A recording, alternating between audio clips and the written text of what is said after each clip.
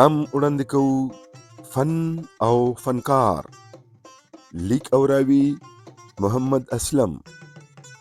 پیشکش حاجی اسلم آفیشل.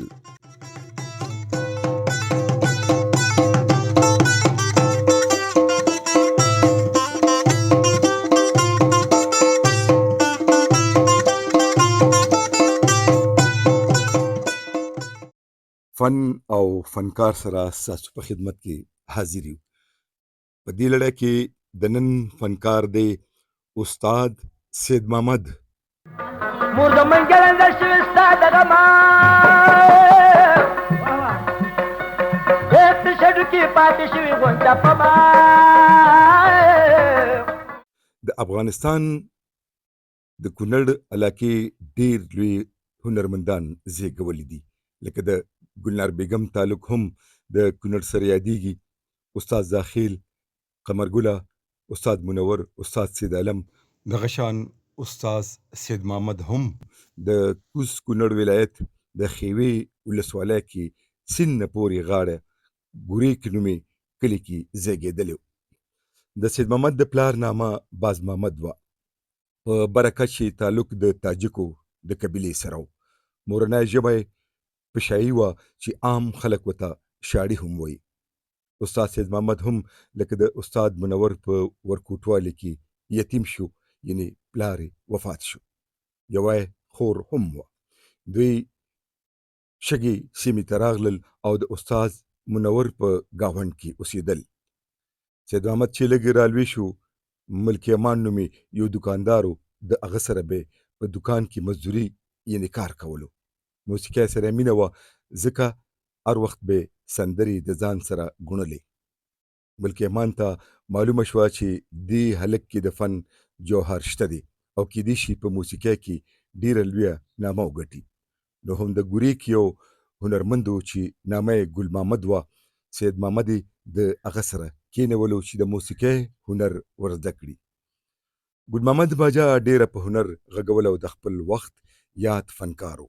چې کله سید محمد د موسیقۍ هنر تر سحده پورې زده کو، نو ګل محمد به د ځان سره شمالي ولایت ته بوتلو چې هلته به د موسیقۍ محفلونه کول او دغه شان په لږه موده کې سید محمد په موسیقۍ کې نوم پیدا کو.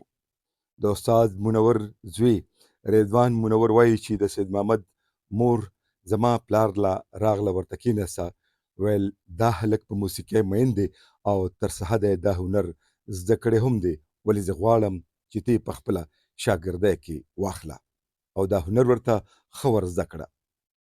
وایي زما پلار د سید محمد د مور په وینا سید محمد خپل شاګرد جوړ کو او د موسیقۍ رموز یې ور زده کول. چې بیا به هم د منور سره د موسیقۍ محفلونو ته تلو. استاد سید محمد به د شاعرانو په مجلس کې په دې اساس ډېر کېناستو چې د هغوی نه د هغوی کلامونه واخلي، لکه شیخ تمل، سید مراد او تسکین وغیره. استاد منور سید محمد بیا کابل ریډیو ته بوتلو او هلته د شیخ تمل کلام په اول ځل په کابل ریډیو کې وویلې. کاغذي شوي سترګې سرې لکه لالونه، مازدیګر بیا په مخه راغله. مشهوره سندره بیا کډې بارېږي پړي واچول اوښانو کې، دا اول سید محمد په کابل ریډیو کې وویله. دغه شان د لیلا مجنون داستان خو د سید محمد فن ته ډېره ښکلا او ځلا ور وبخله. یو بل لکه شیبانو ته ورکه پټه هغې ولیده راپاڅېده د کټه. د سید محمد د فن درس په ټول افغانستان او کوزه پښتونخوا کې هم خور شو. کله چې د سردار داود حکومت ختم شو او نور محمد ترکی راغی، دغه موده کې د منور استاد او استاد سید محمد لارې جدا شوې، ځکه چې د موسیقۍ مخه ونیول شوه.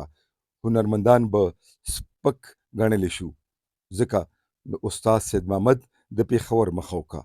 دلته په قصه خانه کې ځان له ډیره ونیوه او وزیر باغ سره توحید آباد نومې ځای کې په کرایه باندې کور هم ونیولو.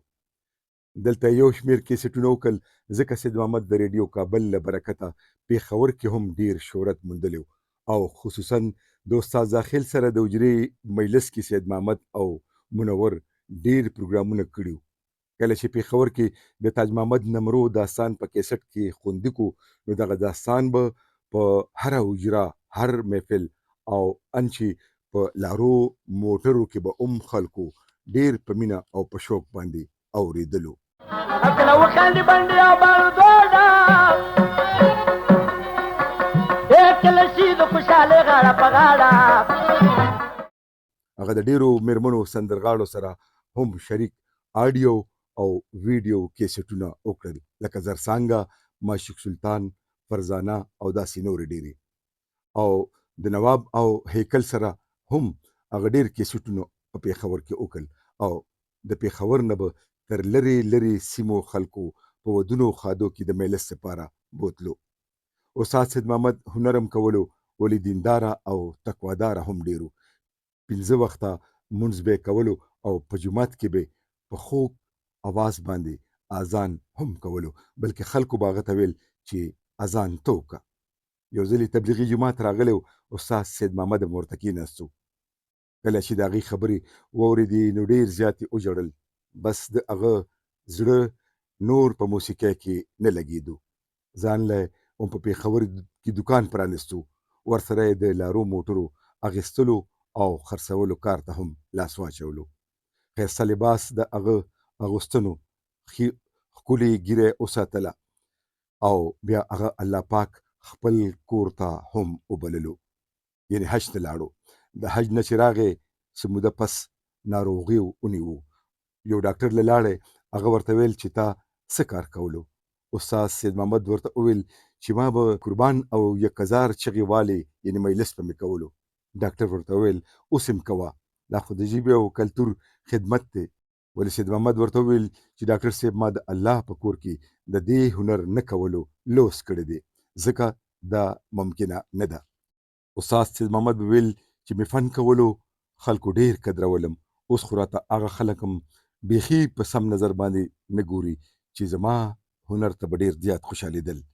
کله چې استاد سید محمد دا خبرې کولې نو سترګې د اوښکو ډکې وې، او د الله شکر ادا کو. استاد سید محمد اوښ هم د پېښور شو، هغه ته د پاکستان حکومت قومي شناختي کارت هم ورکو. د استاد سید محمد 4 زامن دي، یو حاجي سیال محمد، بل بصیر خان، دریم نصیر خان او 4م عبدالله دی. عبدالله په فیصل آباد کې د ګیس د سلنډرو کاروبار کوي او د موسیقۍ سره تر سحده پورې تړون هم لري، ولې مشران رونه 3 واړه د پراپرټۍ او ترانسپورټ روزګار هم په پېښور کې کوي.